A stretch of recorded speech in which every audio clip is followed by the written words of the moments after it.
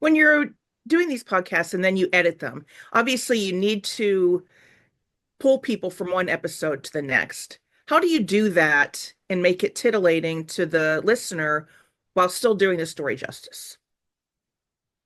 The most important thing when I do these interviews with people, for instance, if I have a murder suspect I'm going to interview, you never start that interview by saying, okay, the night of the crime, we know you were here. We know that you were captured on a security camera here. We can see your vehicle leaving the crime scene. We know you did this crime. You don't begin with that. That comes at the end of the interview. You confront. It's the backstory that people want to learn. They want to get inside these people's heads and things. So in all my interviews, I will always begin with an extensive background, who these people are, how they knew the victim, their relationship, particularly in this story, between Mark Stover, who was the murder victim in this, his wife, then ex-wife, Linda Updike, Linda's boyfriend, bodyguard, Michael Oakes.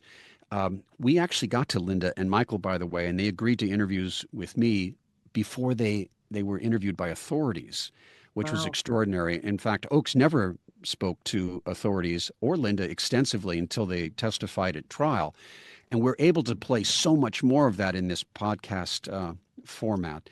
But my whole thing is this is a story that it was so rich, and I tell that backstory, and the backstory is fascinating in this case.